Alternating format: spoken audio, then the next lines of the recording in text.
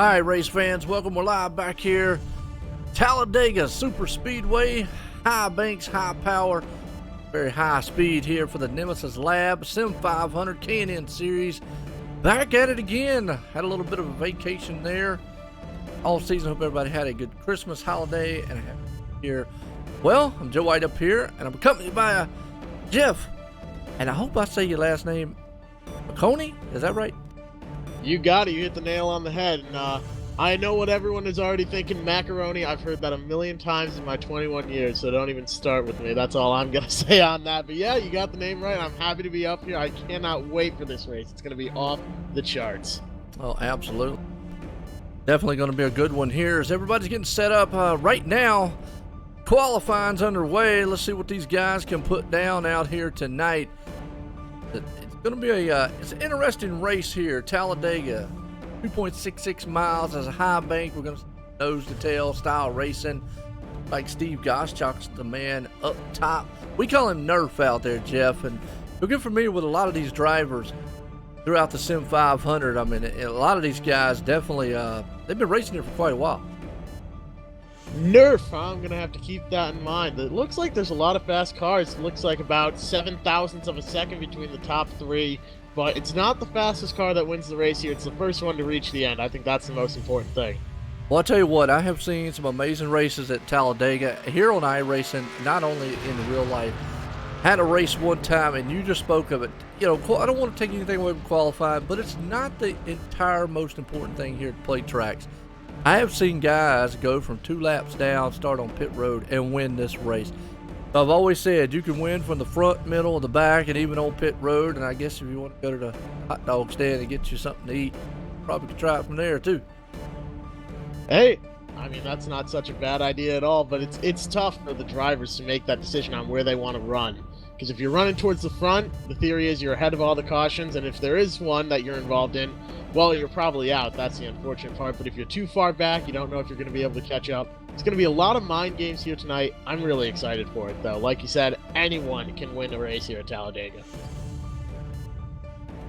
Absolutely. And as we're getting set here to go to grid these guys up here tonight, a lot of these boys, man, are, I guess, eager to get back racing. It's been a while since they've gotten back here. It's a little dangerous when you get guys that have had a couple weeks off. Maybe they're a little rusty. Hopefully they've been enjoying these past couple weeks where the A cars were over at Talladega. I wasn't able to run anything, so I don't know what the trend line is for drivers on iRacing, but looks like we got a pretty solid group here. I think this is going to be a good and clean one, I hope. Absolutely, man. On pole tonight, Tommy Ryan puts it out front. Steve Goschalk, we just mentioned him, is going to start in second. We got Sean Bounty right there starting in third. Anthony DeBarro, that's another fast one, up in the fourth place. Brian Macklin sitting on fifth. Jeff Rhyme right there sitting sixth. Doug Roth, I call him the king out here, starting seventh. Nick Silver up to eighth. Scott Walters the ninth, and round out the top 10. Scott Simley, Scott Smiley there. He's smiling on a good start spot. Look through the rest of this field. Here's what I like to say, Jeff. There's some bad, fast drivers, some bad, fast hot rods about to do some awful bad, fast things on a huge, huge track tonight. The largest track they race at, and these K&N cars, they run well here. They run really well here. The bump drafting in these is unlike any other car on iRacing. They don't really have the squared up front bumpers, so it's easy for a hit to go wrong. It's easy for these cars to drift around as well, so we'll see how that impacts everything as we get going here on the the pace lap, excuse me. Absolutely, they'll pull them around. Pace car will get set to go green flag tonight. That man up front, he's going to see if he can hang on. And you're right, we had a Daytona race earlier in the winter series here for the Nemesis Lab K&N, and it was kind of chaotic. Early on style caution, you're right, the bump draft played a factor here. Remember, new tire model, new car. So a lot of these guys are going to have to, are they going to be patient? Are they going to be a little aggressive? They were a little aggressive earlier on, and that cost some guys earlier on. That's the $1 million question. It just all comes down to the driver's personality, and we're going to see, I think towards the beginning is where people really show. We might see some guys in the back that are going to try and race their way up to the front. We're going to see some guys at the front that just want to get to the back of the pack and avoid all the danger entirely, and just hope that they get a caution late enough that they can get a good pit cycle in, maybe see how the car reacts to everything, and then make a run towards the front at the end. But we're gonna see how these drivers react. 65 laps here sounds like a long time, but it clicks off pretty quick at about 200 miles an hour. Oh, absolutely it does. And the guys right now are looking sharp out there. It's getting pulled around on the back stretch. A huge place here, like we said before, 2.66 miles.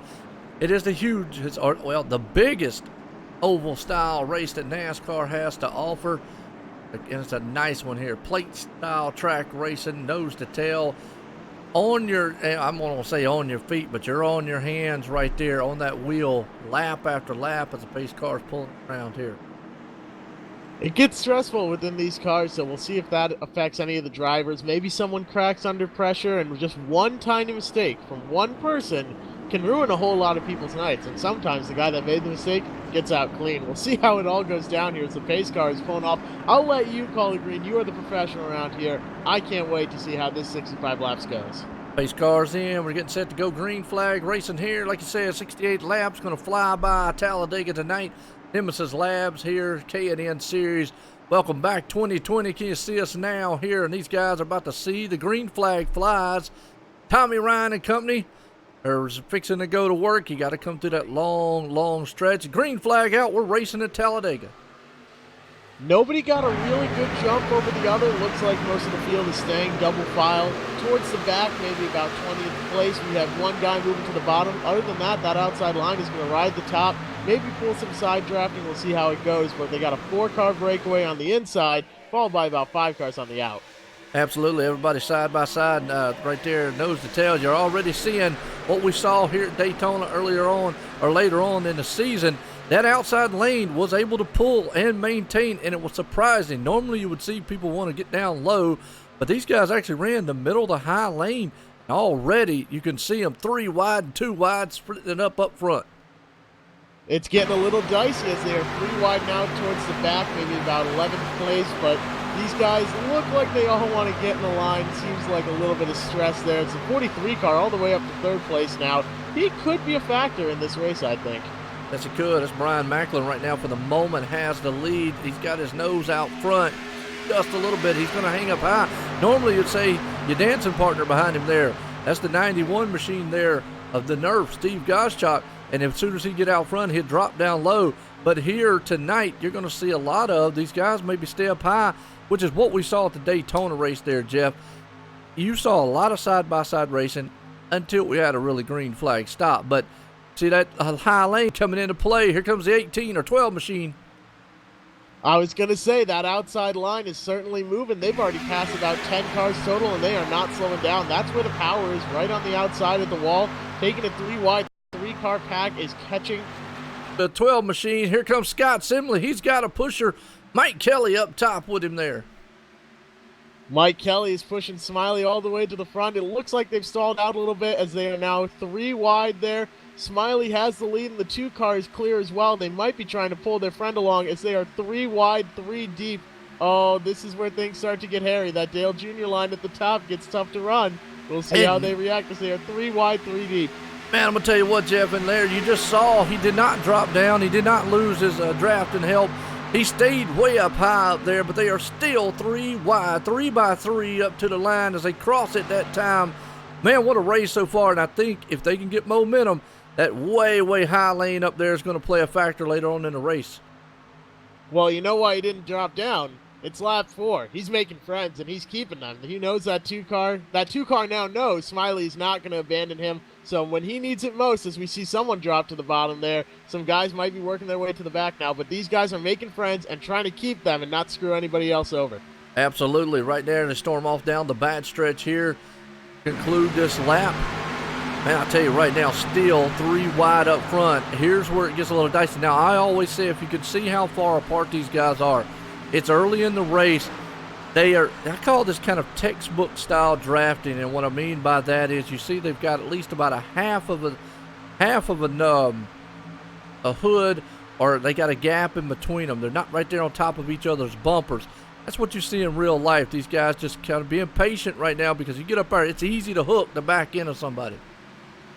It's easy to hook someone's back end. It's easy to blow your own engine as well. You got to keep a close eye on the temperatures, especially in these cars. These cars tend to overheat very quickly, and when you get up there in temperature, man, you've already lost it. Absolutely. Right now, I'll tell you what, it's still 3 wide up front. And you got Steve Goschalk down below, the man in the middle, Tommy Ryan there in the 12 machine of Scott Simley up high.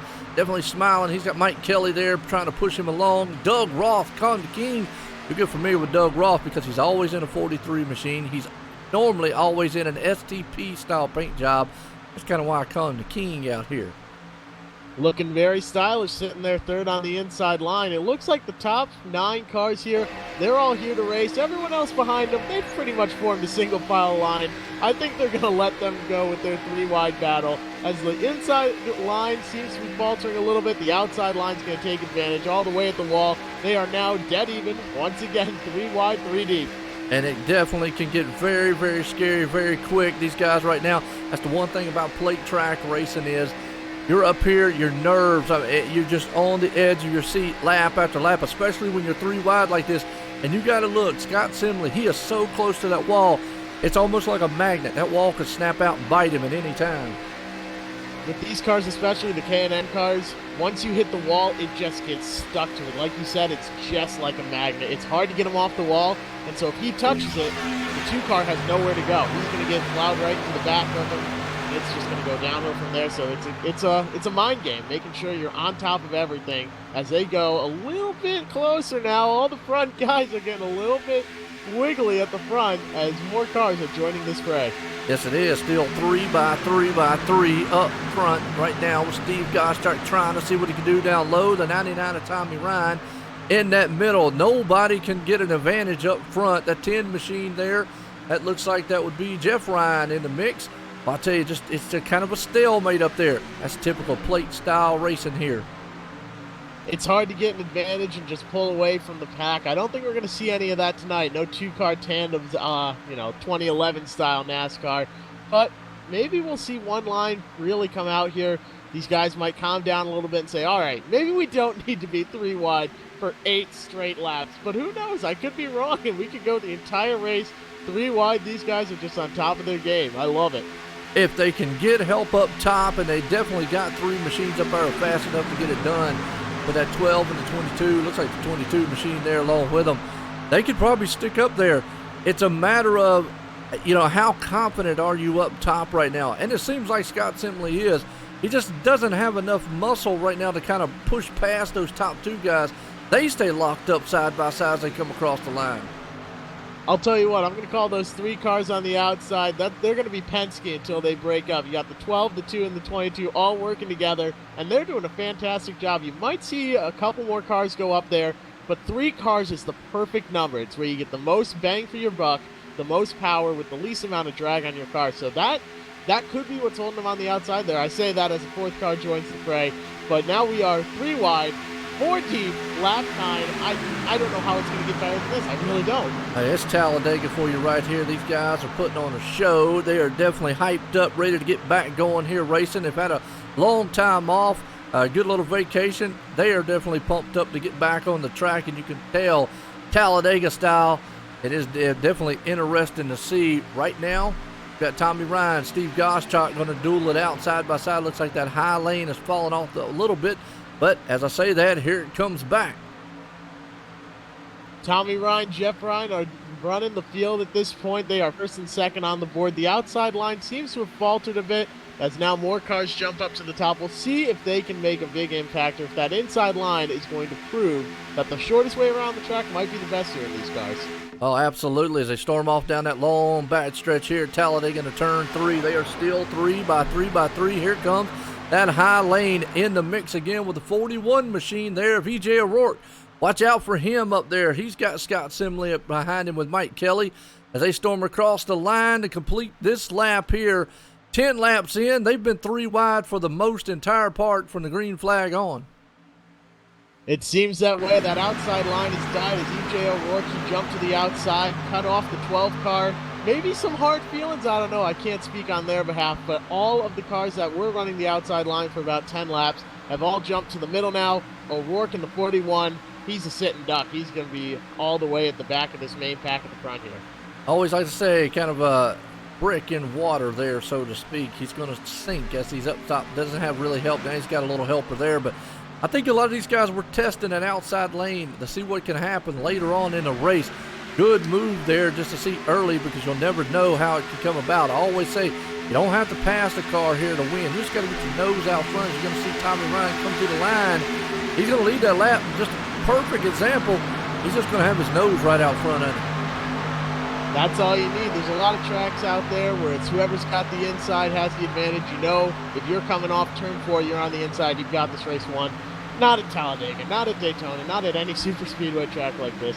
It's whoever really gets the luckiest, gets the best run, and has the best pusher behind them. So I think a lot of people as well are working with different people and saying, all right, I like working with this guy, I'm getting some good pushes, or I like pushing this guy. Or they might be saying, I'm not really a fan of this. He's all over the place. I don't want to run with him. It all depends on how you're feeling around certain guys. Some guys, when they run together, they just click. It seems like the 2, the 22, and the 12 will all run together perfectly as they're still in the line. So we'll see how that impacts later on. Yes, it is. Good assumption right there. You're right. It all depends on what and who you can hook up with as he still to storm around the line. Tommy Ryan leads that lap again by a nose out front. All he needs to put this thing in victory lane. He is still locked up like glue, along with Steve Goschalk down low. He's got a good pusher there in the 10 machine of Jeff Ryan. And behind him, though, and Steve, he's got the 34 machine, like the 34 of Sean Bounty in the mix. Well, we are back to 3 wide now as the Penske boys, as I've started calling them, are back on the outside. I think they're all doing, maybe they're in their own little communication channel saying, all right, what do we have to do? How can we get up to the lead if we're 4 cars back in a line? And I think they're figuring it out. I think the 99 as well, Tommy Ryan, he's probably leading all these laps because he's trying to figure out what does he need to do now to lead the last lap. If he figures that out by lap 13, you are all set and you're feeling a whole lot more confident towards the end of the race. Well, he has definitely stuck to that middle of the groove. Normally we would see guys when he'd get where he's at right now, instantly drop down low. That's what I said. That was a kind of a trend that I saw here at Daytona. They stayed in that middle groove there. And I think that's the new tire model here and the package that they have now at NASCAR, or excuse me, well, not along with NASCAR, but in iRacing that they implemented last year. The new tire model, a lot of these guys say it's a little slick, can be a little tacky at first, but it's a different style racing that we're seeing. And I think that middle groove is helping these guys out. Normally would see everybody wanting to get down low. Well, blood is thicker than oil in this case. I think he's sticking with family members there. The number 10, Jeff Ryan, maybe they're not related. I don't know, but it sure seems like those guys are working pretty well together. I race with my brother on here a lot, and I know when you get us at a super speedway together, it's hard to beat us because once you have 2 guys that know how they race, how the other's going to race, that's a big advantage. Oh, absolutely. As they come off down the back stretch here, again, it is still 3 wide up front, but they are locked up like that. And in the back, the whole pack is still under a blanket, so to speak. Not really much has split up. I mean, they've got a lot of single file back there. And this is the thing. Some guys like to fall back. Some like to get up here in action like we're seeing right now, 3 wide. It's just all depending on what you want to do. There's plenty of time. We're only at lap 15 of 68 here tonight. Guys, man, storm around. They're going to cross that line. Who's going to lead it? Tommy again. You got to wonder, at what point do you start sweating and saying, okay, maybe there isn't going to be a caution. Maybe I'm too far back. And then we start to see guys make big pushes up to the front. I don't think we're going to see that until the first pit cycle, which may be a green flag pit run at this point. These guys are running really clean. They're running very close, but everyone is keeping it very clean. That's very impressive. Oh, absolutely, because we had a short style wreck earlier on at Daytona. It was a real quick one, and then after that, these guys kind of got settled down just a little bit. I think what it was, they went out there, started pushing and shoving real early. But right now, you don't see a lot of that. I mean, you do still see Steve right there on the back end of Tommy, but he kind of gets off of him. There's a couple places I always like to say, Jeff, that you don't want to bump draft here. Now, you get down to 5 and a lap to go, forget about it. You're putting your front bumper in the guy's passenger seat to get him around the track. But in the turns, going in and out of the turns, in the tri-oval and out of the tri-oval, those are some areas you just don't want to do any bump drafting. I like to tell the guy that I'm working with, if my wheel's not straight, if your wheel's not straight, don't put your bumper in line, because that's when things start to go awry, especially in these cars. One tiny touch. You don't even have to touch them sometimes. but even that tiniest bit can send these cars around, and once they're sideways, you're not saving it. I'm sorry. I don't care how good you are. When one of these cars is sideways, you're gone. Yeah, especially in these K&N cars. The Cup car has actually, with the new package, I've seen a lot of guys be able to save some immaculate style, spins and whatnot. But in this K&N machine, you already see them dicing it up front there. The middle machine there almost got into the two of Mike Kelly. He got a little bit wiggly. But up front, Tommy Ryan finally drops down to the inside. Here comes Steve Goschalk to the outside, though. You got to wonder if that's Jeff Ryan saying, all right, I want to lead some laps now. You go to the bottom, and then I'll get in front of you and get a good run. I'll take the lead, and now the 99 is going to be pushing the number 10 there. I think you're right on that. Actually, check and see really quick. Looking at Jeff Ryan and Tommy Ryan, yeah, they're actually in the same unacceptable racing team down there. So they could be they are working together here tonight, working well. Because you saw what Tommy did. He dropped down low in front of Jeff. Jeff went up high and went around, let him lead, maybe just to try to get an idea what these cars can do, pushing and pulling style. As it looks like the 9 machine up there, right there, Bobby Wetzel coming into the mix. Still got E.J. O'Rourke behind him, Sean Bounty, Steve Goschalk kind of feathered out a little bit, still 2x2 up front. I don't know for sure, but I get the feeling that Jeff and Tommy duo, I think Jeff might be the younger brother and said, all right, Tommy, I'm tired of pushing you around. I want to lead some laps now. And then he got let out in front. I think after about 18 laps, the younger brother said, no more. Because I'm the younger brother when I'm racing with my brother Greg. And I'll tell you what, there are times when you just say, enough's enough. I want some time in the spotlight. Absolutely, and I'll tell you what the paint job he's got out there. Throwback to the days of Thunders. It's got that mellow yellow style paint job out there. Well, it looks like mellow yellow from here. But it does look like a throwback to what the Days of Thunder style paint job was. I like it. I think he's looking pretty good. Yeah. I think it looks great out at the front of the field. How fitting. Oh, absolutely. Coming to Talladega, and he's definitely holding out front. But don't count out Bobby Wetzel. He comes storming up. He's got a good guy there. E.J. O'Rourke is another fast one out here. And E.J. says, hey, boy, he just left his dancing partner and said, I'm going down low here with these guys. They're fast up front. Well, he made that thing fit in the side of a needle.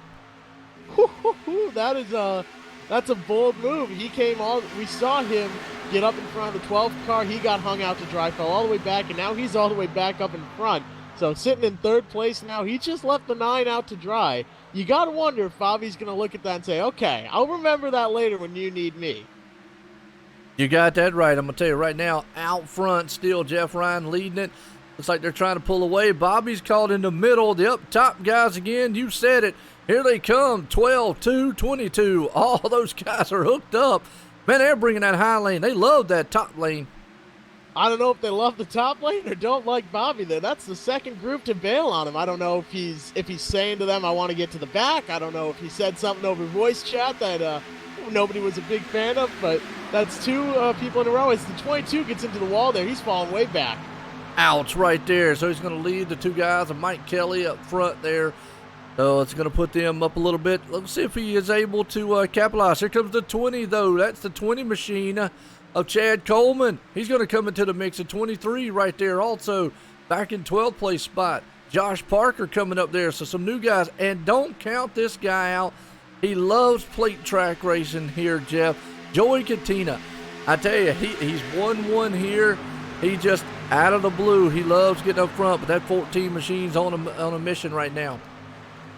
Well, we'll see what he can do. He's in that middle line. He's got the job of pushing Bobby. As the 2 car now gets loose, it looks like some guys are peeling off. It might be time for some green flag pit stops. Yeah, we're 22 laps into 68 here. I got a feeling this is a lot of green flag stops going to happen. As you see right there, Tommy Ryan's on pit road, Jeff Ryan. And by the way, yes, they are brothers. Confirmation out there on the chat. Yep, real life brothers. So that tells us why they're working together pretty good. Now, I got to ask, is Jeff the younger brother? Did I call that correctly? Well, hey, real out there, let us know. Which one's the younger one, which one's the older one out there? Get a good hint on what we got. And Don Runkle, unfortunately, crashing. Go back on Don and see what happened here. No caution, but that he might have crashed. Oh, yeah, he got spun, the 000 machine. Surprisingly, that did not throw a caution. I do not know why, because he actually stopped. Oh, he got off the track just in time, I believe. Wow. Don Runkle Jr. Yeah. Well, just got hooked. That damaged a few other cars. The 27 looks like probably got some damage on that. He started up near the front, I believe. So, man, that's just a weird racing incident there. Yeah, and you know, kind of weird. I think he might have got off the track just in time when he got stopped. That the iRacing didn't throw a caution, because normally it would throw a caution. He was sitting right there on the track. They did not here. Would have helped out a lot of the guys. Maybe hurt some of them who just made a green flag pit stop. So we got pit stop. Pit road is a busy place right now. So we already know our answer. When's pit stops? About 22 to 24 laps in here. When's Chad Coleman going to bring it on down pit road? I think here within the next lap or so. I wonder if they're pitting because they've used, they're running low on fuel, or if they're trying to break the race up so that they only have to stop twice. Lap 22, lap 44, and then they'll make it to the end, but on fumes, and they just have to hope that's not a, green-white checkered at the end. I'm wondering if that's a strategy. We do one attempt at a green-white, just to let you know there, Jeff. In the league here, the Sim500, they do one green-white checkered attempt, so you're right. That could play a factor later on. Yeah, I don't know off the top of my head how much fuel these cars have. So if these are strategy stops, it looks like everybody's going to come in and pit now. So I think it is for fuel. Somebody got into pit road a little hot there. I wonder if that's going to be an issue. Well, we'll see with the pit stops here. Everybody so far has been kind of, calm, cool, and collective, kind of settled down, been easy on it here. Now, the good thing about Talladega, I'm not sure how their tire wear is going to be. I know in the past, and I can only go off the past because I've not run in this new tire model. I have no clue. I have talked to them. It looks like E.J. O'Rourke didn't even take tires, and that's what I was about to allude to. You're going to have fuel. You might as well take at least 2 because it's going to take you 9 seconds or so to fill that thing up. You might as well take 2 tires along with it. You're going to see a lot of that. But you can get away with no tires, 2 tires, 4 tires, or anything here, and be okay. Tire wear used to not be an issue. I'm not sure how the new tire package is now. Maybe you could shed some light on that, Jeff. Yeah, the tire wear isn't too bad here. The worst part is getting off a pit road. It just feels like you're on an ice sheet if you don't take tires. You have to be very, very careful on the throttle. It's so easy to loop the car around. But once you're fully up to speed at about 200 miles an hour, you don't know if you're on 20-lap old tires or brand new ones. Okay. Our leaders on pit road, Scott Walker there along with Chad Coleman, Josh Parker and company. That actually should cycle around to E.J. O'Rourke right there, and Nick Cohan. Nick Cohan's another one there to keep an eye out. It will. The one thing about green flag stops is it splits the field up. For the moment, you will see them bunch back up. They're not that far apart, but for at least for a couple laps, they're going to stay single file until everybody, again, they'll be back in that bunch here. You do have some kind of 2-style groups here. You got to go back to where, like Josh Parker, maybe Kevin Brown and company, and Steve Goschalk, like they're in a kind of a second battle. But up front, yeah, here comes Joey Katina. I said it. They're back at it again. So the first guys to pit was the 99 and the 10 car, the Ryan brothers. So they are working their way back. They're not too far off the leaders, so it looks like their strategy is okay. It gets a little close there with the, looks like maybe lap traffic or something. But these guys, like you said, are all split up now, so we'll see how the field groups back together. If it does at all, we could see a good breakaway at the front. And absolutely, and what I'm seeing right now, most of the pit stops, a lot of these guys, they only took fuel, and if they took 2 tires, 1 or 2 of them out there, looks like Josh Parker, Chad Coleman, and Jonathan Lockhart, looks like they took a 4-tire stop with Corey Tester out there, but most of the field within the 9 to 10 second range, and that gives you an idea that they just took either 2 tires, no tires, and just fuel. But you're right, Tommy Ryan, Jeff Ryan's locked back up, working together, see if they can't bring those 2 machines back to the front. E.J. O'Rourke, though, he's up there now. What Tommy and them's loving is they're already caught that front pack, and they're going to catch them up with that draft. So we're going to see. They're going to be back at the lead here for soon. Yeah, looks like they decided to stay on the inside and ride along as they move up to the middle lane there. It's now 3 wide, kind of, sort of. These guys really aren't sure what they want to do, but they have now caught the front pack. It's now just going to be a race for whoever gets to the front. And it's still side by side right there. Nick Cohan's going to see if he can hang on to it. Got a little bit of lap traffic here. It's going to split them up front. Oh, Jeff Ryan there along with it with Tommy, Mike Kelly, Joey Katina. Keep an eye out on him. Got the number machine there, Scott Simley. Everybody's still locked up high there. Got 2 machines up front battling for the lead. Yeah, Joey Katina was making that inside line work. He was actually holding his own there as the 2 cars behind him both jumped out, but they both slowed way down. So, not sure exactly what happened or if he was just really lucky to catch a good side draft and hold the inside line. But the Ryan brothers are now going to be pushing the 14 of Joey Katina out at front, and Lee is going to lead the lap, the 14 does. Oh, Joey Katina right there, definitely feeling the momentum and excitement here as he's loving it. He loves these plate-style tracks. He definitely comes out here, just don't want to get caught up into any trouble, and I always don't want to put the broadcast jinx on him either. Get out here and start talking about it. Next thing you know, he'll be in a wall. Oh, I've been caught by that a few times personally. Not by you, but just, yeah, it's happened before, so we won't throw any more names out there. We'll just refer to people by the color of their car, maybe. Yeah. Well, Redidine is his sponsor out there, and that actually, I always like to point that out too, because sim racing in a whole, and not a lot of people know this, a lot of these sponsors, obviously you do see paint jobs out there with your normal like Coke or, Pepsi or somebody like that. But a lot of times you see in sim racing real style sponsors, and Renadine is actually the company that Joey Katina works for. So it's good to see in sim racing. It is bringing over a lot of sponsors. We've seen it in the Pro Series. We've seen it in a lot of other leagues and whatnot.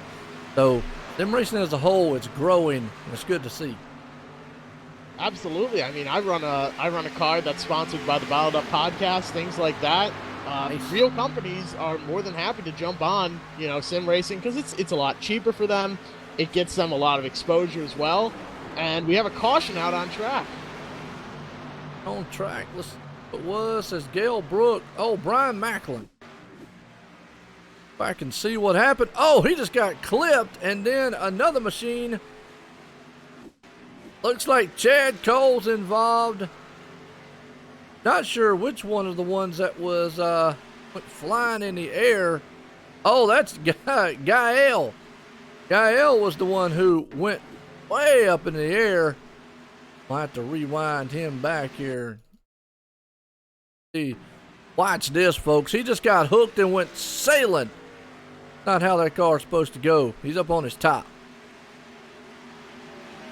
Bad wreck and our first caution after about 30 laps. That's pretty impressive. So now the $1 million question is, do you come in and pit? Because you're not going to have enough fuel to make it to the end, but it would buy you a little bit of insurance in the case of a green-white checkered. So if I'm out there at the front, I know I'm fast enough to be out there. I think I can race my way back up front. We've seen the outside line working. I would come in and pit. You might lose some track position, but I would go for it. Well, that's a good question there. I'm not 100% sure. Definitely don't want to outspeak, but, one question we're going to find out. One of these is the older brother, not. See if Tommy Ryan goes off on pit road first here. I'm going to bring him up here and get a word with him while we're on the pit, under caution here for the first time tonight. If he does drop off, doesn't look like he. Yeah, it looks like he is going to go on pit road, so we'll let him get his pit stop in. I don't like trying to mess these guys up. I've done it before, and I kind of feel bad after I do it because we don't see it, Jeff, but they see it. Yeah, the implementation of animated style pit crews, they have a pit crew with guys come out and doing all the work. They have to hit these pit boxes almost perfect now. And we're not seeing it, but they are. And a lot little tighter box to get into than what it used to be. Looks like a lot of fuel only stops as well. Nobody looks like they're taking tires. There's a good race off pit road. Uh-oh, that 14, he's swerving back and forth. I thought he was pulling to the inside, might have been caught speeding, but it looks like he's A-okay. Might have just had a little bit of wheel spin like we were talking about earlier. Absolutely. Well, let's bring up Tommy Ryan here and see what he's got. Tommy, Joy in the booth, got a copy? Yeah, 10-4. Man, I tell you what, you got a bad, fast hot rod at 99, and it looks like your brother back there, Jeff. Now, Jeff up here in the booth with me, and And I guess I've never really asked you this either. I don't know why I haven't. And I know y'all brother, but which one of y'all is the oldest and the youngest? Jeff's got me by about 4 years. Ah, okay. Yeah, he's an old timer. I'm almost an old timer, man. Well, man, Well, right now I had it backwards. well, and I learned something new there. I probably should have known that a long time ago. But man, I tell you what, Tommy, y'all fast. I got hooked up. How's the car feeling? How's the tires feeling out there right now? Surprisingly, there's really hardly any tire wear at all. And I took left sides on the green flag stop, and Joey there didn't take any. And man, the tire wear was pretty much nothing.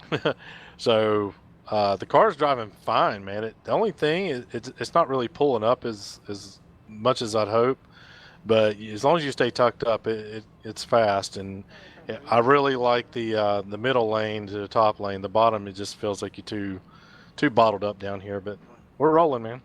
Oh, absolutely. I see you there. And I noticed that in the Daytona race, that middle lane was the groove to be in. Well, Jeff, you got anything for Tommy? Well, I guess what is your mentality going forward? Or were you trying to split the race up into 3 segments there? You guys pitted way before everybody else. Yeah, honestly, man, I just want to get on pit road before anybody because, man, some of these packs getting on pit road is dangerous because you don't want to get ran into. And I was a little worried when we came back out. It was just me and him, and I was like, man, if we don't get a bunch of people pitting, man, we're going to be in trouble. And luckily, some guys started, and we worked our way and all the way back at the front there. I didn't think we'd get back that quick, but we had some momentum. So, but yeah, Well, go ahead. As far as the pit stops go, we're going to make one more if it went green. So I think I can make it on fuel. I'm not sure. Well, you got to save, drop it into 4th gear, maybe turn it off a little bit here. It's going to be a great race to the end. What if it's coming down and you're side by side with your brother? Are you going to let up at all, give him the win, or? Hell no, we haven't done that anytime, even from childhood. It's always been a competition. So but hell, that's the reason why I'm kicking his butt now is because he used to kick my butt when we were kids. You know what? I'm a younger brother as well. I raced with my older brother, so I know the feeling, and that's exactly the answer I was hoping to hear. Hell no, I'm not gonna let him win. Oh yeah, I mean we're teammates. We work together, and that goes for everybody in my channel for that matter. But when it comes down to the last lap, the last corner, man, it's every man for himself. You need to man up, and nobody's gonna give it to you. So we're going in deep, man. Well, we can't wait to see it. Thank you for joining us up here. Good luck out there. Keep the car clean. Best of luck in this race. Appreciate it, guys. All right, there you go, Tommy Ryan. And like we said, he's got his game plan and his hat on. He's going to look like and see if he can put this thing in victory lane here tonight. Got a good, fast hot rod out there, Jeff. I tell you, and his brother's definitely going to push him. Joey Catina's one of the teammates there, too. Don't count that 14 machine out. He's got something underneath it. But it was interesting what he said. He thinks he has enough to go the rest of the way, but he did not mention a green-white checkered, so that could put a kind of a different thorn in the plan, so to speak.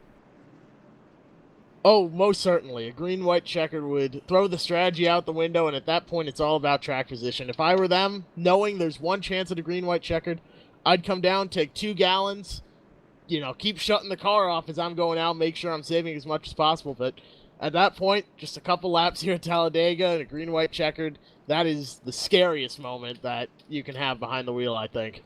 Absolutely. We're getting set to go back green flag here shortly, folks. Appreciate everybody tuning in. First race of 2020 here, back with the Nemesis Lab, the Sim500 Nemesis Lab K&N Series.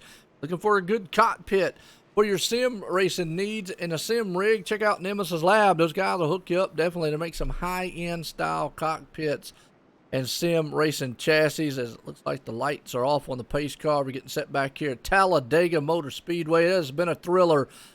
Everybody's going to be back up front, all bunched back up. We saw what happened before here, Jeff.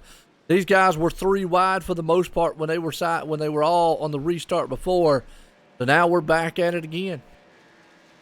Oh, absolutely. I think this restart is going to be very interesting to watch because you have the 14, who's a teammate of the 99 and the 10, controlling the outside. So is he going to duck in behind the 21, perhaps? Or is the 99 and the 10 going to try and get to the outside? Are they going to, is everyone going to jump to the inside and try and bully the 21 up the track? That's a strategy as well. I'm not sure. So it's going to be interesting to see because teammates want to run together. And if that 21 is the odd one out, well, it's hard to beat 3 cars when you're just the one. And I agree with you. It definitely is. We saw the really, really high lane come in. I think they're going to need a little bit of help to get past. But again, I go back to you don't have to pass. You just got to get your nose out. We see Tommy lead several laps to the line by just having his nose out front there. And I got a feeling if you don't wreck this thing, and you already heard what Tommy said earlier, his records are checkered just for getting set to go back green. Lights off on the pace car. It's going to take that hard left turn off on pit road. Folks are going back here, Talladega. We'll see what these guys up front can do. Here's where you try to sit. Nick Cohan, along with Joey Katina, Tommy Ryan, Sean Bounty, Jeff Ryan, the top 5 machines there. We're going to see if they can't light this thing up. First one caution of the night here. Pace cars in. It's a slow march to the start-finish line here. iRacing, about a year or so ago, definitely they calmed these guys down. They actually reduced the pace speed. So they got to go through the tri-oval here. It's a lot longer than what Daytona is. So even when the pace car goes off, it's still a long march to that start-finish line. But the green flag flies. We're back racing at Talladega. 14 a little bit slow there on the start. The 21 jumps out front. What is the plan here for the 2 and the 12 car as well? We saw them working together a lot. Are the teammates going to all try and link up right now? Are they going to let it play out? We're going to find out over the course of the next lap here as the 14 is now side by side with his teammate in the 99. Yes, it is. Joey Ryan. Joey Ryan. We've been talking about the Ryan brothers so much. Joey Katina. We got another brother. Yeah, we got another brother up there. I'm making him up as we go in the race. But he is looking like he's going to rumble to the outside there. Oh, we got a car around in the back. Looks like the 20 machine there, Chad Cole, might be involved. Yeah, Brian Macklin's crashing in the back. Go back on the replay. See exactly what happened to him back here in the back. Oh, yeah, he just got hooked way off the racing surface, but he slams the inside wall. We don't have a caution, though. Looks like he kept it straight enough and moving, but maybe some damage to some other cars. I see the King all the way back there. He may be able to work his way back up to the front. But this 10 car, I think, and the 99, I think they've got the best shot. And as soon as they can get this 21 either out of the way or strike up a quick deal with them, we could see the 21, the 14, the 99, and the 10 all get together, and then that's it. Once you get 3 teammates all working together, you're done.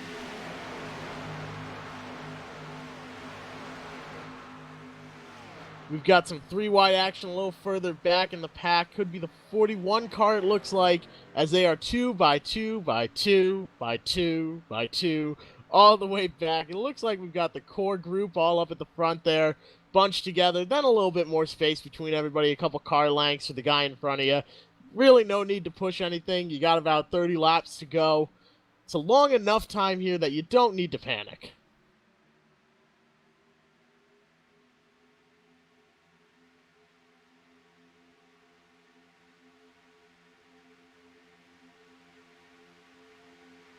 I see a run forming all the way on the outside. 3 wide now as the middle line is down to 3 cars. As somebody changes their mind and says, thinks better of it, jumping to the inside. But we have the King out there on the outside as he's going to jump back in line. Sort of, maybe, no. He hasn't made up his mind. It looks like he's going to stick to the outside as we get more cars. Maybe we could see a revival of the 3rd line all the way on the outside.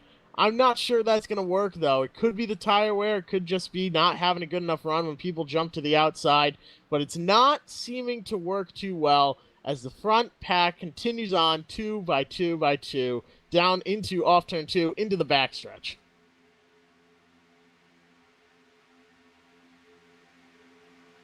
All right, Jeff, I'll tell you what. Sorry about that. I was out there helping my wife out just for a second.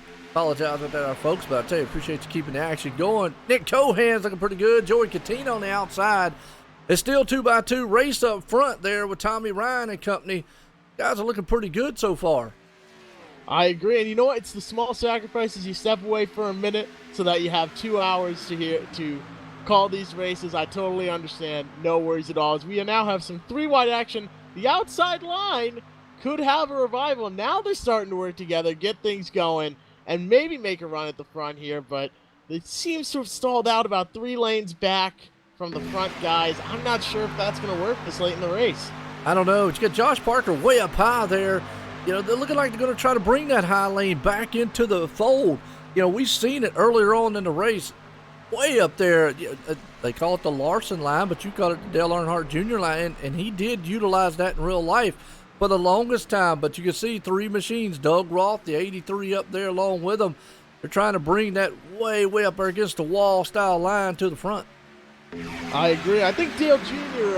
Ran it at Daytona last time. He ran there and got the endearing name, the Dale Jr. line. If you're at a super speedway running all the way on the outside, but the Larson line anywhere else, you got me there. You're right. Oh, yeah, no doubt about it. And it's looking good so far. Up front, Nick Cohan's leading it. Tommy's right there on his back deck lid. Joey Catino wants a part of it. Here comes that high lane rumbling, though. 3 wide coming to the top side down the bad stretch for the lead. That's actually the 23 machine of Josh Parker going to bring that thing to the front. He's got Steve Gottschalk right behind him. He's got a lot of speed as well there as he's trying to push that 23 to the front, but the inside 2 lines get a good run going.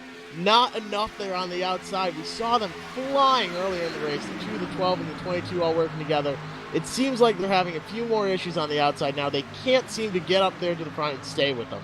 No, they can't. Up front, though, Nick Cohan still has the lead just for the moment. Joey Catino's right there on the outside. Tommy Ryan's kind of stuck pushing that number, the machine out there to 21. You know, you don't want to get out. You don't want to jump out of line because you don't know what's going to happen. I think it's still too early for those guys to make that kind of move. And you see it right now. Now, I know Tommy said earlier he would like to be in the middle lane, but for the moment, he's kind of stuck where he is. Ooh, a bit of dodging there with some lap traffic. Split up that outside line. The 23 stayed up near the front, but the other 2 cars had to lift as a caution is now out. Caution out. Oh, Shane Ewing involved in this one. Let's see what happened. And actually, Shane Ewing was the lap machine, and he just got tagged a little bit there, Jeff. And when he did, he got up. He was so far up against the wall anyways. I mean, he barely got clipped, and when that wall just came out and kind of bit him, nothing he could do, unfortunately, right there, and it brought the caution out. Yeah, I'll tell you what, it's tough being a lap car here. When you're running out by yourself, you take a look, he's actually about 40 miles an hour slower than everybody else. Yeah. He did exactly what he was supposed to do, stayed up on the outside, barely touched the wall, and the right side just climbed up it, and once you have, you know, even with 4 wheels on the ground, these things are hard to control. You take 2 of those wheels away, and you're along for the ride, and you just hope your seatbelts are great there. As he's got a little bit of damage on it, but he had to come to a full stop to get the car back under control, make sure he didn't run into anybody, and that's what brought the caution out. And it wasn't. There was no fault on his end. He did what he needed to do, and I think it looked like Doug Roth might have got a little bit of it. Nothing wrong there on his end. It's just one of those racing deals. Ran out of room. Both guys trying to take the same. Now, this takes the whole pit stop equation out of it. These guys can come in, get fuel, definitely can make it from here. Let them come in and make their pit stops. And we're going to talk here with Joey Catino. I said he was running the Renadyne car, but it looks like he's got the Jimmy Dean's machine out there. But Renadyne definitely is what he normally runs. Well, I don't know if he's got a different paint job here tonight for the K&N. I know in his normal Cup Series and the Truck Series, he runs the Renadyne out there. That's why I said earlier. Well, it's 2020, new year, new me, new sponsors. Who knows? It's Jimmy Dean now on the front of his car. Now, I think you're just going to be taking fuel here. If it were me, I'm the crew chief for one of these guys, and it looks like they're agreeing with me. You got to take just fuel, and you got to try and link up with your teammates as well. See if you can get maybe first, third, and fifth, second, fourth, and sixth. Just line up that way, and then you can just tear it up once the green flag falls. You're right. Now's the times when you're going to start, thinking about who are you going to work with, how you're going to be able to get up front to the end of it. We'll bring up Joey here, get a word with him. Joey Catino, Joe at the booth. Got a copy? Hey, Joe. Man, I tell you what, you're looking good, and now you're probably feeling good because the last time you were at a plate track race, you put in victory lane. Yeah, we we have the Nemesis Lab Super Speedway, I guess you'd say championship this year. So all four of the big tracks count, separate points. So yeah, I don't think we win the overall thing, but I'm sure as heck going for the Super Speedway championship. No doubt, and you're fast every time you come out here at one of these things. Talk with Tommy earlier on, one of the teammates down there you're working with. What's kind of your game plan here for tonight to stay up front there? He's kind of telling us a little bit on what he plans to try to do, but what's kind of yours right now? I have no idea, Joe. We're just going to try to get a good start and hope we don't have any other cautions. But we'll just see what happens. I mean, biggest thing is just go where the car wants to go, and hopefully that's out front. No doubt about it. Jeff, got anything for Joey? Well, you were. I was speculating up here in the booth that someone was going to make a move, either maybe push the 21 out, or you would have your teammates jump up behind you, and all three of you work together. But I didn't see that out there. Was that for any particular reason? Are you guys seeing how you can work split up, or did you just not have an opportunity to get together? Well, that just shows you how great of a team we have. I kept telling them to quit bumping the 21 so I could get by them. They just laughed. So no team orders here, for sure. Well, hey, sometimes that's what works best. You just let the race fall let the cards fall as they may. So when we're coming out, if you get the chance, though, are you going to work together with those guys, or are you going to say, oh, no, this is how it's going to be, and take the lead from them? No, right now, I think we got the advantage, if you will. I mean, we got 3 or 4 of us up here, so we can work together to get the win. That's all we want to do. But as long as they're pushing me, we're good.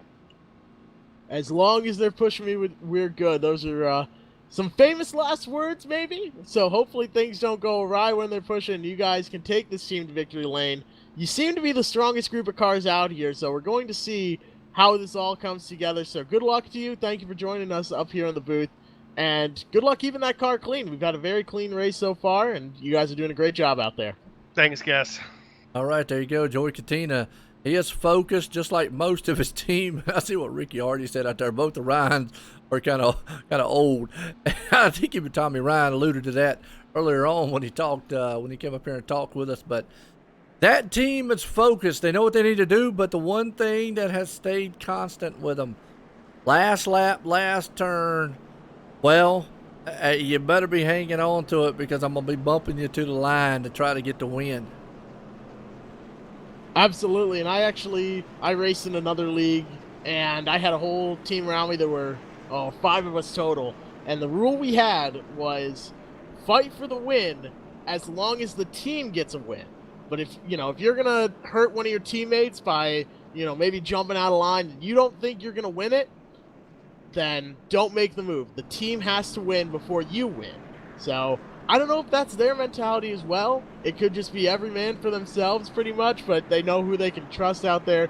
I'm excited to see it, but they are certainly the strongest group of cars that I've seen this race. Aside from the 2, the 22, and the 12, I don't know if they're all working together, but the 99, the 10, the 14, they are just absolutely killing it. They are machines out there, just perfect precision, I think. Well, I think the lights are still on the pace car, if I'm not mistaken. So let's bring up real quick Nick Cohan, who was kind of the odd man out, real quick. Just get a word with him here. Nick Cohan, Joe White in the booth, got a copy? I got you, Joe. Well, you're kind of the odd man out up front. We know you're fast. We know you got a bad fast car. It's Talladega. Anything can happen here. But boy, that team of Joey Katina, Tommy Ryan, and them up there, they're working together. They're strong. Do you got anything for them? Of course we got something for them. We're Disney Motorsports here.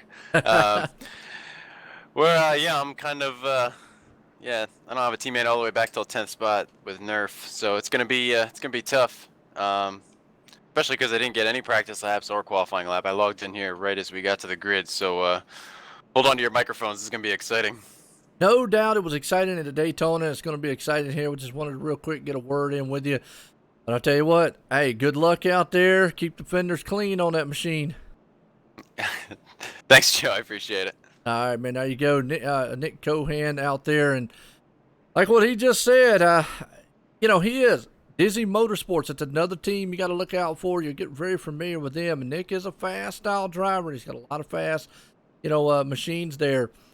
He's won a lot here in this series and in the past series here at Sim500. So somebody to keep an eye on.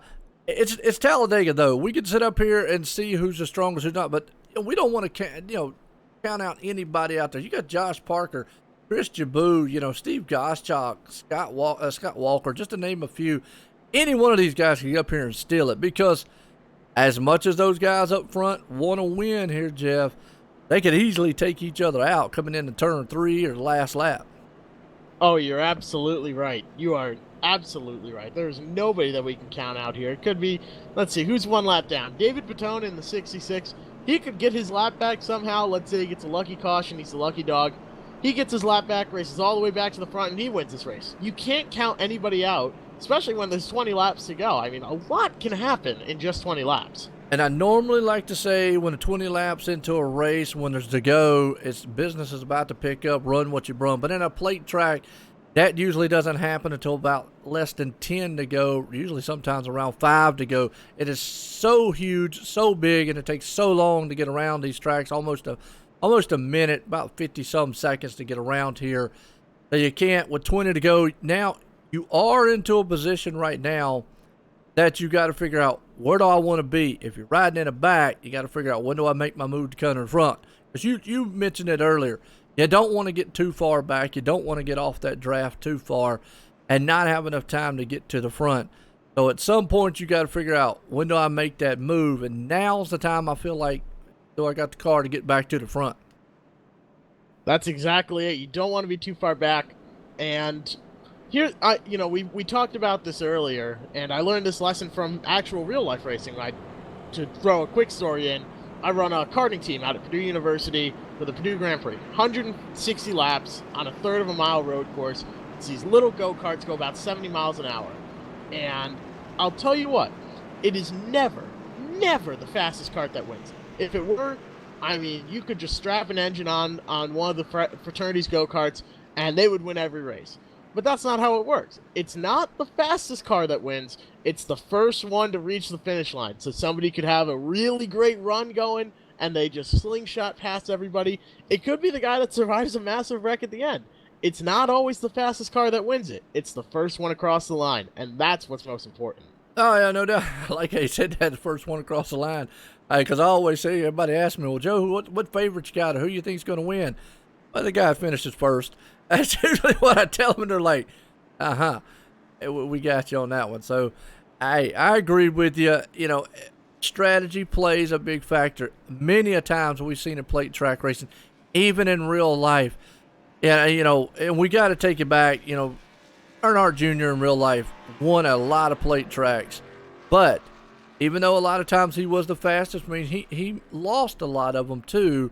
It's just one of these unique style places that anything can, transpire. But it'll be interesting here to get this thing back to the green flag. You're exactly right. Think of Trevor Bayne. He was not the fastest person at the 2011 Daytona 500, but everyone remembers him as the winner. He was in the right place at the right time, and he was the first one across the line. There you go. Take it even further back. Daytona eluded Dale Earnhardt for so many times. And I remember Derek Cope, last lap, last turn 3. They thought Earnhardt was going to win it. Tire went down. Here comes Cope around and won that race. It was a fond memory there for everybody. It looks back, kind of told my age too. But lights off on the pace car. We're going back racing at Talladega. Nick Cohan and company. Pace cars in. Green flag is about to fly. They take that long march here to the green flag. They got to go through the tri-oval here. That's just something that's way different than what Daytona is. You got a little bit of time to think about as soon as the pace car's in, but the green flag flies. See Nick Cohan get a little jump. Don't want to get too far out there because he'll get freight trained real quick. Ooh, the back of the field stacks up a bit. Looks like the 5 car just didn't get rolling there. Might have missed a shift or something, as the 10 car as well just had a bit of a gap to the guy in front of him. I don't know if that was by design or just, sleeping at the pedal. We're not sure. But the outside line now could have an advantage here, that middle line, as they are starting to get caught up by the rear of the field. Yeah, it is, but boy, look at the powerhouse of Joey Katina up top with the help of the 23 machine there, Josh Parker. They rumble to the front. Now, they do not drop down, but Joey does. He goes to the lead. Josh Parker has to get out of it for the moment. That's going to drop him back, but he does have help up top. Down low, you got 4 machines. Up top, you got 3. You're behind them, they're 3 by 3 there, but up front you see them already trying to protect some lanes down low. That was a great heads-up move by the 23. He was clear, but if he took the time to go down in front of the 21, he would have cut him off and would have gone around. That was a very smart move to jump back up to the middle, get another chance at it, and not push anything here and cause a wreck. Absolutely, and the 34's right there behind him. Sean Bounty's going to see if he can't help him out as they storm off down the back stretch. Nick Cohan there sitting in the second, he's sitting in about the third place spot, but he's behind, pushing that man of Joey Katina up front. Tommy Ryan's behind them. They're 2 by 2 by 2 coming into the turn here. Lap 49 in the books of the 68 here tonight. So far, looking pretty good. It's we got 3 wide towards the back, the outside line. They just won't let it die. They think they can keep running the outside, and I hope it happens. But for some reason, later in the race, could be the track temperature, could be tire wear, could be something. They just can't seem to get a good run going on the outside, as the 23 is now just about even with the 14 at the front. As the 9 jumps to the outside as well, and he could get that outside line rolling, but we're not quite sure. He's got help right there. The 9 machine just said Bobby Wetzel coming up top, but he had a helper there in the number 9. And he's got the 2 machine up there. That's Mike Kelly and the 43 of Doug Roth. So those 3 machines are going to see if they can't bring that way up top lane to life later on here in the race. Again, we've not seen the very high lane there work. They've been able to get up front, not been able to push past. They don't have to. Just get that nose out and come around here. So we might see a 3 wide affair coming out of turn 4 here at the end of it. Very lucky that a lap car chose to go on the bottom and slow up a little bit. It's always scary when you're 3 wide and you hear someone at the front of the pack say, okay, lap car, go high. Because if you're sitting behind somebody else, like if you're the 2 car in this case, where you can't really see in front of you, that's scary when you see your lap car go to the wall because you're already there. Well, and a lot of times if we ride along on the inside, you're not seeing a lot. These cars aren't too bad if you're tucked up behind somebody. It's not like with the trucks or with the cup car when you're tucked up behind them, all you see is a big spoiler in the rear end. These here you can see. I still, though, preferred when I ran plate tracks. I didn't like being on the inside because when you go into the turn, you really didn't see where that line was, and you could easily clip the bottom of the track and the apron of the track and get that car kind of upset. I always like the middle groove where those guys are, but that was just personal preference. Some guys like the inside. Again, these cars not so bad. You can see kind of around them, but you see what we're seeing from the cockpit here of Nick Cohan. Well, when I race plate tracks, you know what my favorite line is? It's the fastest one. Whichever line is moving, that's where I am. I tell you, and I was always kind of nervous about on the plate tracks here, so I can kind of feel with these guys. But these dudes, they're looking really smooth out there. I got to give them credit all night long. I know it is frustrating here. I mean, you're side by side, you're locked up here, nose to tail glued. There's just not a lot you can do. You've got to see who you can work with. You got to see where that draft is going to play, in. As you see right there, the 23 there of Josh Parker drops it down low to take the lead over Joey Katina. Might be a move he's looking for here as Katina's going to look behind him. But again, you're right. You got to find out which one's the fastest. What's the groove that's going to take you to the win? That's the toughest decision that you've got to make. We've seen it the entire race be that middle line. It seems like the middle line is able to take the lead at the line, and that's what's most important. They seem to be carrying the most speed through the tri-oval, but when it's a difference of about 1 mile an hour, that's, you can get a really good run on the inside, and maybe the guy on the outside falters a bit. You never quite know. As the outside line seems to now be working. They've got 4 or 5 cars up there, all giving a good push as the middle line, leads the field once again at the line. Man, I don't know who that was in the back there. I could not get a shot of what car it was, but they were all kind of sideways, but was able to gather that thing up. That could have been a huge wreck. It happened in the back of the pack. I just got a kind of a glimpse of who it was, but they were like all kind of sideways going off into the back stretch. Was able to gather it up. Good save on their part. Seems like we've had a lot of really good saves. We've had a lot of really just amazing racing here. I've got to commend these guys for keeping it this clean at a super speedway, and these cars especially. These K&N cars are hard to drive. Huge props to everyone out there for having such a clean race. Good job. I tell you, we'll just give you a little history here at the Sim 500. For the most part, they do a full-time. They follow the full-time Cup Series in their main series, and real close with a 10 machine. Yeah, you saw that there. Boy, that could have been disastrous. We always talk about it at Talladega real quick. You know, it's not if, it's when the big one would happen, and right there could have been the big one. 10 laps to go, and we haven't seen a big wreck yet. I'm a bit worried if I'm one of the guys out at the front. I'm even more worried if I'm towards the middle. I don't have anywhere to go, but these guys are starting to get dicey now. Somebody catches the apron, goes around, and we've got a whole massive pile up. This is those guys on the inside are getting a bit wiggly there. Jeff in the number 10 really wants this lead. And this is the time when you start seeing these guys that tempers are starting to heat up, man. You can see it heating up on the track. Guys are wanting to get to the front. You got to make the moves. Time's running out here. But I was going to say before, in the normal style series, they do a lot of races. The average cautions here is about 2. So that give or take, I've seen a lot of caution free, and they've done that here at a plate track. So tonight's been pretty good, but you can tell it's starting to heat up front as that 2 on the very high lane. Mike Kelly all night long there with Doug Roth. He's got his nose out front. He's got the lead for the moment. I'll tell you what, the king, Doug Roth, he's been sort of flying under the radar this whole time. He's now sitting in second place on the fastest line, it looks like. Gosh, I don't know, though. It's too good to be true. It's really too good to be true to not have a big wreck yet. I mean, I've got a bad feeling it's coming quickly. I hope I'm wrong, but I've got a bad feeling.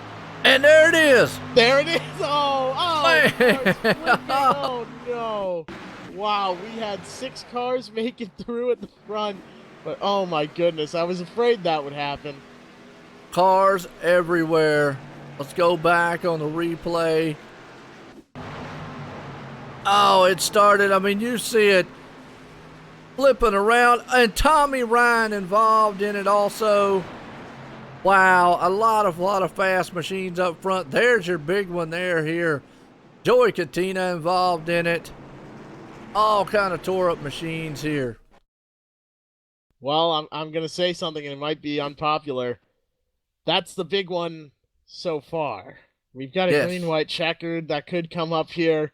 There's not many laps left. That's the big one so far. Wow. Yeah, a lot of cars involved. Just see a lot of carnage. Virtual junkyard out there. Tommy Ryan on his lid. A lot of fast machines got involved with this one. Steve Ritter, Scott Walters, Thomas Leary, Joey Katina, Johnson Lockhart, Tommy Ryan, just to name a few. We mentioned it earlier. Yeah, this one's going to put it very close. Normally in the past, I would say 5 or less to go. You know, it's over with if a caution flies, but we do have green-white checkers here. I think, we still got a solid, 7 laps here left? Yeah, just about. I'll tell you what, if you get a chance, look at the end card for that 22. He barely squeaked by. I think he got a little bit of front-end damage, just tapped someone, but he was very lucky to get through that. Moses parting the Red Sea in front of him.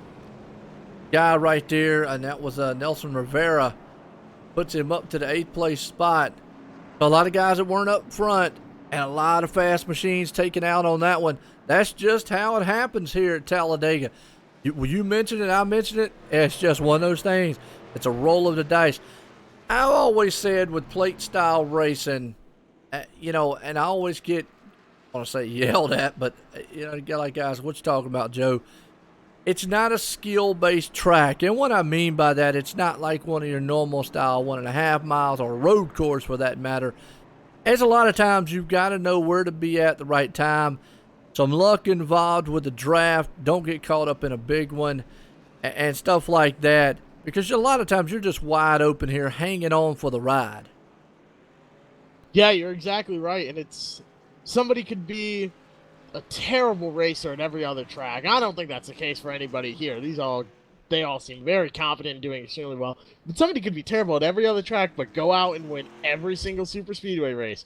Just like we've got road course ringers, there's some guys that just something about plate racing.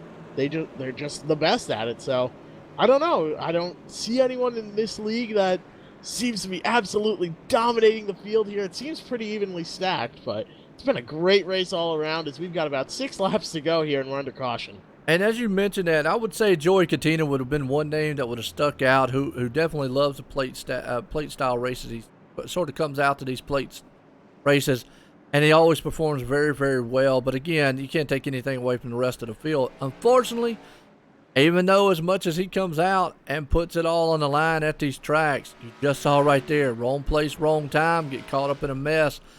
It happens. We see it in real life. We see it here on the virtual side of things. So, man, it puts Mike Kelly out front with Doug Roth there. It's going to be an interesting run to the end here. I'm wondering if people are going to get crazy, if they're going to get greedy here at the end. And now that 10 car, he's out there. He's out there really without his brother. So that's a bit concerning. He's got other teammates, but Jeff Ryan out there, he knows how Tom is going to race him better than anybody else. So losing that and seeing him flip over, that's got to be a little nerve-wracking. No doubt about it. Well, Mike Kelly, the man, is going to love to see if he can put this thing in victory lane. But Doug Roth's another one up there. I tell you, Doug, he's not had the seasons that he had liked. A lot of times when he gets caught up into some messes.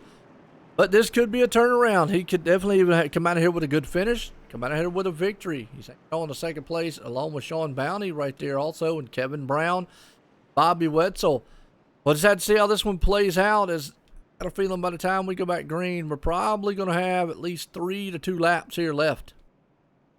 Yeah, and we saw Doug Roth King up there. He pushed Mike Kelly all the way to the front, all the way on the outside. They stuck together. I'm wondering, just maybe, the 2 car might go a little bit early, or the 43 might wait just a second. Maybe he got a little late on the throttle. Who knows? Accidentally, of course. And he slips in right behind the 2, and they work together. I don't know. That could be something to watch for as well.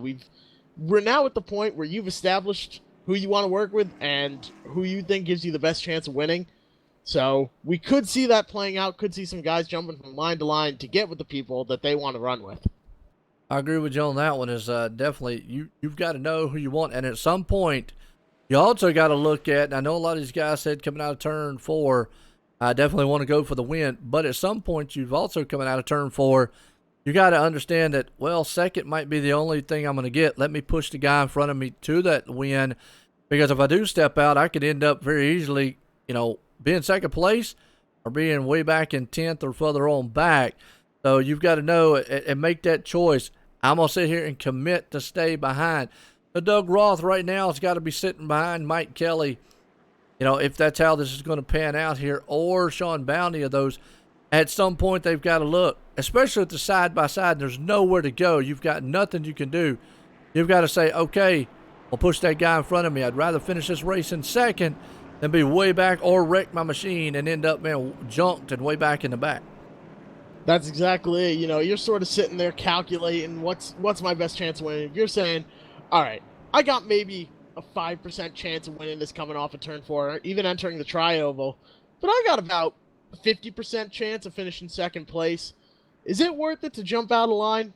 Probably not. Like you said, sometimes it's better to take that second place, and if I know I'm guilty of it. If I'm the guy in first place, I'm saying to the guy behind me, second in line on the inside, I'm going, you got to stay with me, man. Come on, we can win this 1 and 2. We've got this, we got this.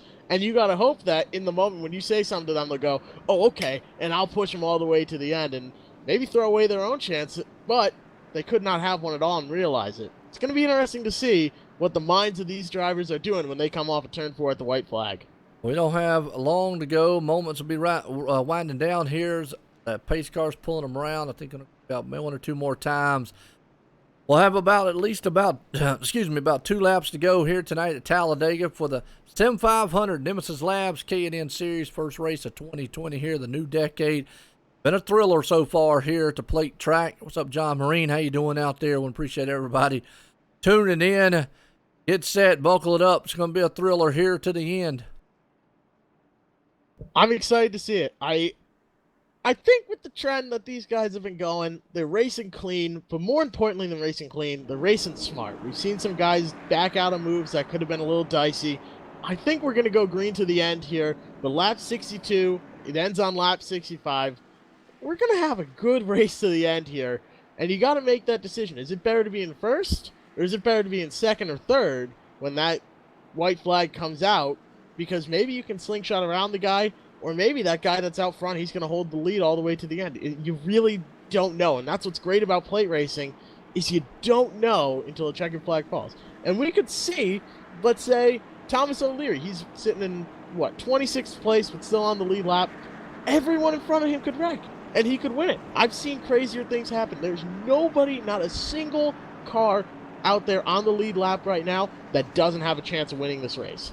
I agree with you there, and you know, even where Sean Bounty's sitting at right now behind the leader of Mike Kelly, I think though he's got to look at where he's at. If he gets locked down there side by side, again we noted on it, he's got to think about, do I push that car out, because there's not a lot he can do if he's side by side.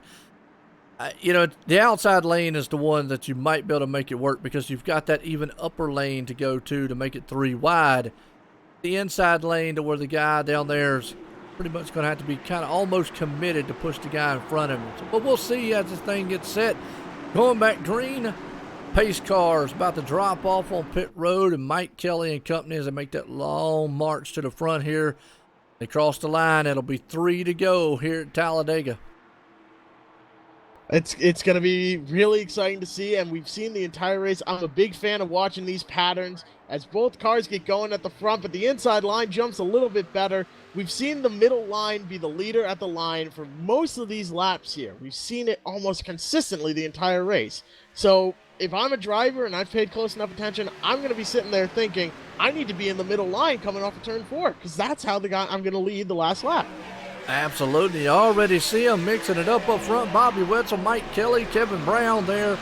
They go side by side, and you saw Sean Bounty try to make a move to see what he could do. But already a lot of dicing going up. Ow, boy, I tell you, this is a scary moment the way these guys are moving around. What's that old song? You find out who your friends are? This is the time, as we come to these last couple laps, you're going to find out who you can trust and who's going to push you to the front here. I'm excited to see it. I'm going to keep my eyes on that 10 car. I got a good feeling that he's going to make some magic happen here at the end. He's been strong all race. Yes, it is. Bobby Wetzel right now has got his nose out front, but he's got a hard charger there. Mike Kelly's along with him up top, so keep your eye out, like you said, Sean Bounty. But they're 2 by 2 for the lead here as they cross that line. Now, 2 things to remember. If they catch the white flag and a caution flies, they're going to finish this one. There will be no green-white checker. But if caution comes out beforehand, we'll go into green-white checkered rules as Doug Roth in the mix. Just everybody right now trying to get what they can up front. A good push there about halfway through Tri-Oval led to a 1/100th of a second lead by the inside line. So if that middle line gets to moving before the middle of the Tri-Oval, I think they're going to be leading at the line. I'm trying to analyze this and figure out what's best. As we got a car around, a caution is out. Big one, number 2 here. Lots of carnage there. People through the grass. My gosh. Oh, Mike Kelly almost, man, got around on it. It was a 34. Sean Bounty was originally involved, and from there, that was a huge one. Wow. My goodness. And up front, after the wreck, Joey Katina, Mike Kelly was involved in it. Also, the 22, Bobby Wetzel there. Wow, this is crazy here.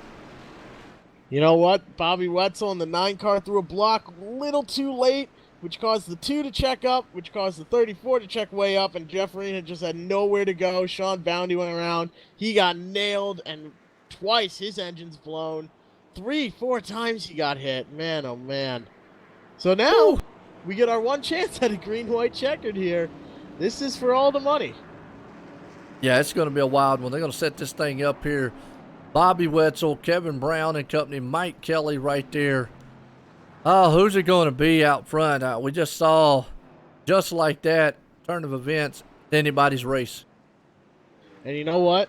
If I'm the 2 car, I'm probably a little annoyed right now, because that 9 car, it was just too late to throw a block, and I completely understand where the 9 car was coming from in that, where he had to throw that block if he didn't want to lose the lead. It was just, you know, perfect storm of bad scenarios. But if I'm the 2 car, I'm going, oh my goodness, I'm not letting him get away with anything, I'm making sure that if it comes down to me or him winning this race, it's going to be me no matter what. So we saw that move there. It was a gutsy move by the 9. It didn't end up working out for a lot of other guys who were caught up in this.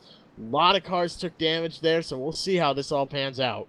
Yes, we will. Bobby Wetzel up front there. Kevin Brown right in the second place spot. Mike Kelly's in third. Doug Roth at the fourth. E.J. O'Rourke there in fifth.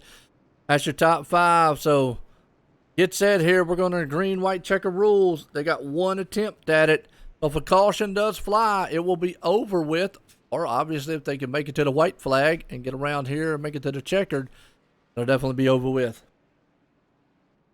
And that, as we were talking about a second ago, that 2 car, he is now starting right behind the 9. So he could give a few hard shoves here, maybe, or he could hang him out to dry. There's a lot that you can do here if you want to make sure you're the guy in front. I'm excited to see it here with all these guys. Like I said, everybody's got a chance to win this. It's just all a matter of pulling it off here with our only green-white checkered. What do you think's going through the mind as a driver? You're sitting out there thinking, and especially Bobby Wetzel, that has usually been the leader. It's not the place you want to be. Usually about second, third, fourth on backs, kind of where you like being out in the plate track. But being out front, you know, you're like, I got no helpers. I got nothing. What do I do to protect this lead up here? Because it's going to be hard. Everybody's going to be hard charging after you. Well, if I'm the 9 car, I'm sitting there thinking, hold the inside, paint that yellow line on the bottom, and just do everything you can. If you get an opportunity, you get past, let's say, as soon as you're not the leader on the inside, you've got to get to the outside as soon as you can. It's your only chance. Good one right there. So we'll see what Bobby Wetzel can do if he can hold off Kevin Brown, Mike Kelly, and company back there. Go around here about another lap or so as we get set to go back green. Talladega here. Green, white, checkered. Boy, it's about to put this one in the record books, but it's going to be a thriller to do it. I think, personally speaking, I think Doug Roth is in the best position here. You're starting 4th place. What you want to do is that guy in front of you, the guy starting in second, in this case in 93, Kevin Brown, you want to push him as hard as you can, make him drop to the bottom. And we've been talking about that middle line is the strongest coming to the line. You got to hope you got someone good behind you, maybe Wortman, maybe O'Rourke, that just gives you a great shove all the way to the end and make sure your bumper is in front of the guy on the bottom. There you go. So we'll see if Doug Roth can pull this thing off along with E.J. O'Rourke. Brian Wortman, boy, I tell you what, there's a guy who was loving where he's at. He's up to 6th. Good guy here. He just loves to come out here and race. If you get familiar with him, he just comes out here. Doesn't usually have the best finishes around, but right now sitting in a pretty good spot. Another one who could just sneak up here, take this win away. You never know. Right there in the 6th place spot. I think anywhere on the outside is really a great place to be. You feel a little confined when you're on the inside. You're worried that you can't make the jump up to the outside. But if you're in the middle, you're on the outside line. That way, you know you can even make a run all the way on the outside, all the way at the wall if you need to. So it just gives you a little more freedom. You're less claustrophobic. You're less trapped like you are on the inside. So, how nervous are you at this point? I'm nervous for them. I'm nervous Yeah. for them more than anything else. But I think everyone's got out of their system. They've barely squeaked through these wrecks. Now I think they're going to be maybe a little bit more careful. But I could be dead wrong. We could see a caution right in turn 1. You really don't know with these plate tracks. Going to be interesting here, bringing it around here. I mean, pacing around this place is a longer style caution. It gives you a lot of time to sit and think. And sometimes as a driver, that's not what you want to do, is think, because then you have all kind of scenarios going through your head. And a lot of times those scenarios just don't pan out or play out like you want them to. You're exactly right. Sometimes the worst enemy is yourself. You sit there, you overthink, you come up with a solution for every scenario, and you say, okay, if this happens, if this event happens, I'm going to do this, and this is what will work. Well, then that event happens, and you say to yourself, well, I planned for this, but maybe your plan wasn't right. Maybe something is a little bit off. You've now overanalyzed the situation, and you get caught making a dumb move, and you lose the race at that point. So, like you said, sometimes the worst enemy can be yourself because you just have so much time to sit and think. There you go. Well, let's see what happens here so far. Bobby Wetzel, Kevin Brown, Mike Kelly and company up front. Going to be a thriller here. Green, white, checkered, Talladega style. Looks like lights are going off on the pace car. One more lap around here, folks. Get set, get ready.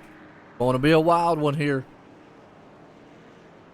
These guys are getting all lined up 2 by 2, and this last lap, this is where your palms start to get sweaty. You're getting nervous.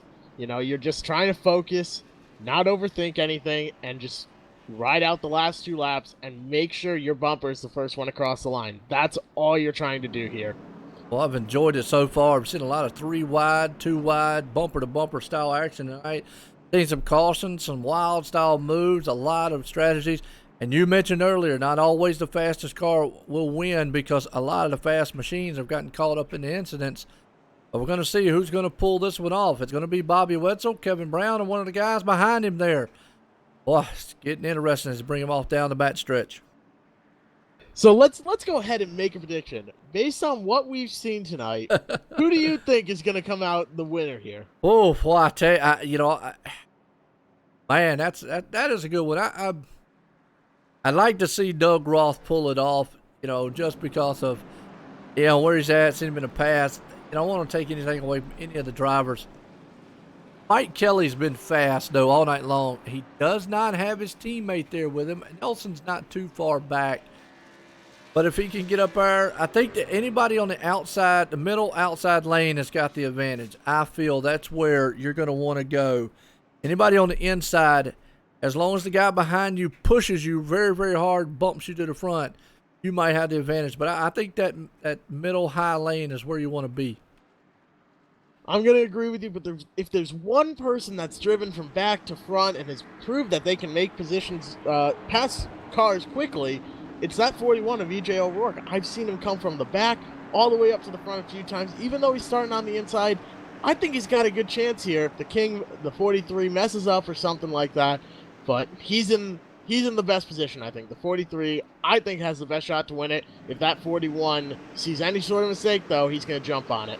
Absolutely. Pace cars in, green flag flies, and you already see man up front, Bobby Wetzel. Now, that's what I don't think he wanted to do, get too far out front, because he's going to get freight trained by that top lane. I said it before, everybody's kind of stacked up and split up. Now, it's just going to be interesting because you see right there, that was, I think, the 23 of Josh Parker back there.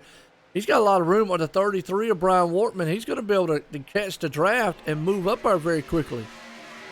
I wouldn't count any of those front, let's say, 8 guys out quite yet, but that was a big move at the front there. That was bold to go so early and just try and run away with it, as the 9 cars now dead even with the 23, and you're 2 by 2 at the front as everyone else is just trying to catch up. I don't know if they're going to catch those front 6 cars. And then, like I said before, at this point, you're the man down below there with Bobby Wetzel and Mike Kelly in the mix.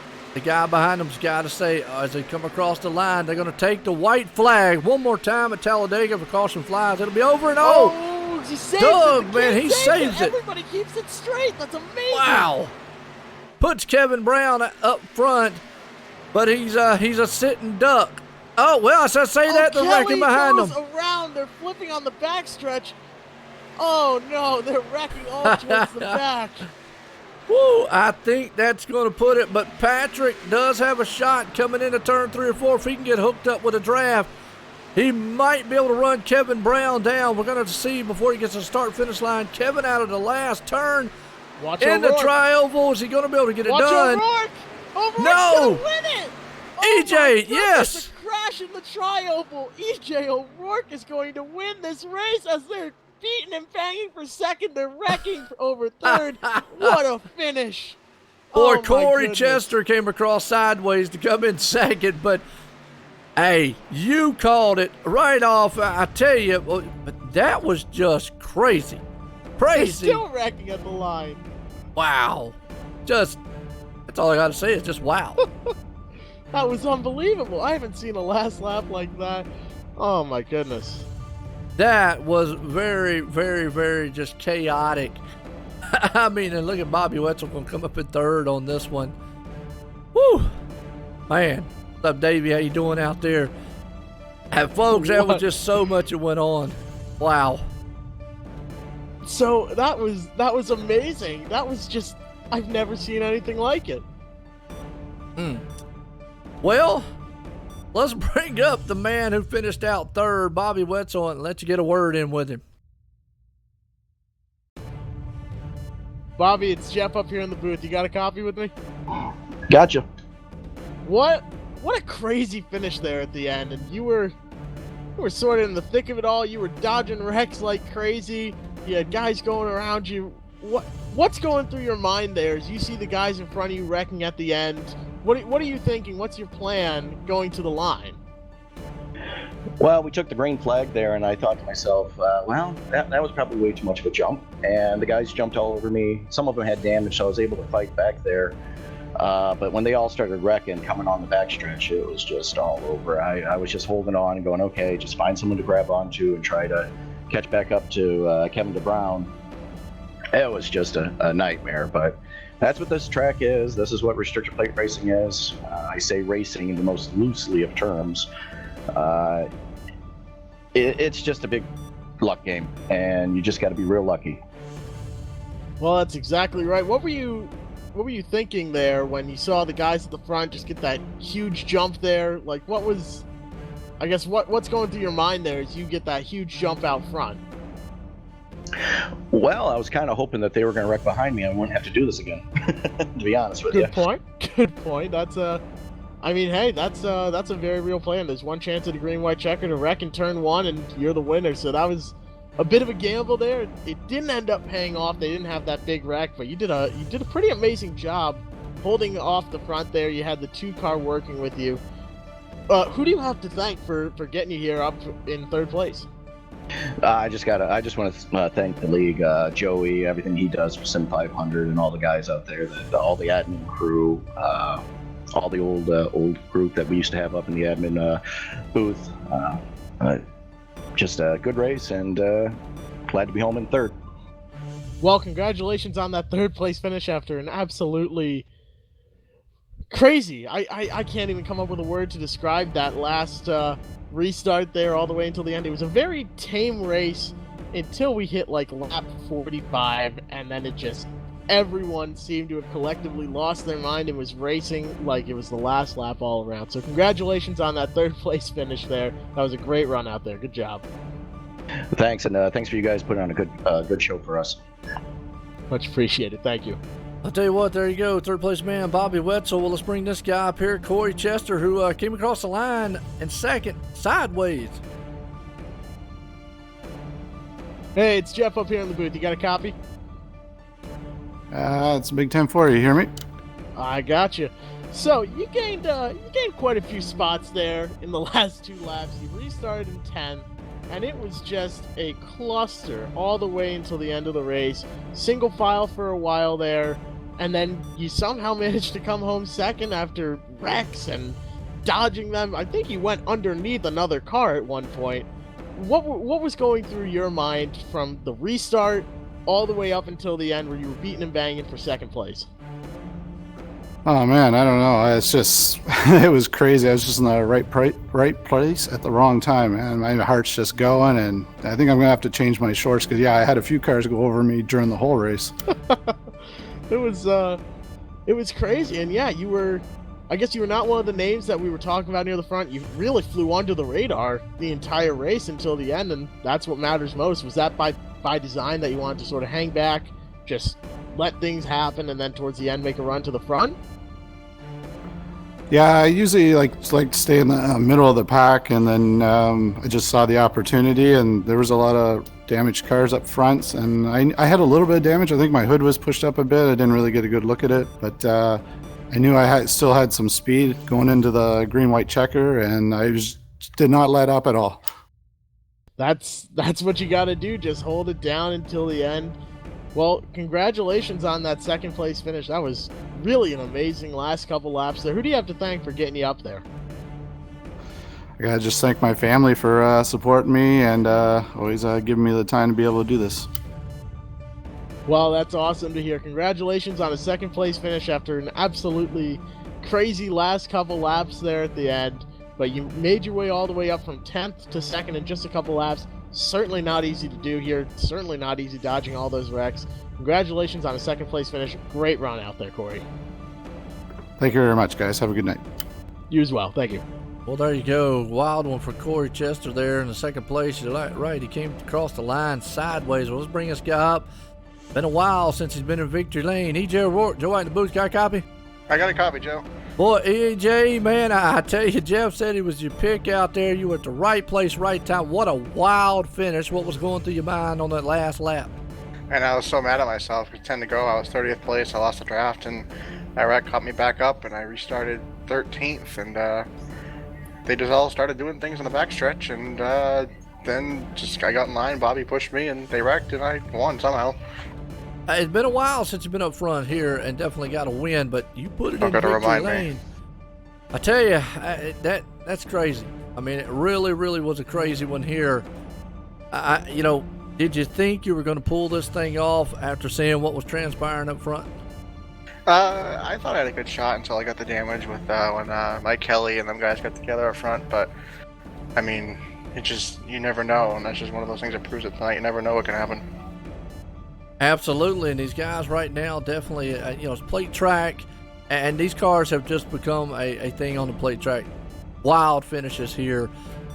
Boy, with the wrecks, it was like the part, seas parting on you up front. I know you enjoyed it. I mean, was you kind of worried you was going to get caught up in that wreck though? A little bit, but it's just one of those things. It is what you got to go for. You can't lift, especially on the white flag, and it's green white checkered. It's the only one you get. Well, you put in victory lane. You got anybody you want to thank here? I thank everyone back at Sim500 for putting this thing on, and you guys for broadcasting every week. I appreciate that. This Field Doctor Chevrolet was real fast, and got to thank Gary Marshall Trucking and let's see, Papa's Hardware. Say Field Doctor. Did I say that already? I don't remember. I haven't done this in a long time. No doubt about it. Well, I'll tell you right there you go. Folks, man, EJ O'Rourke, again, congratulations on that win. Putting it in victory lane here at Talladega. It was a thriller. A good win for you out there, EJ. Thank you. I appreciate it. Thanks, guys. All right, there you go. Jeff, I tell you, as we're going to leave here at Talladega, what a wild one here for the Nemesis Lab K&N Series here for the Sim500. Any final thoughts?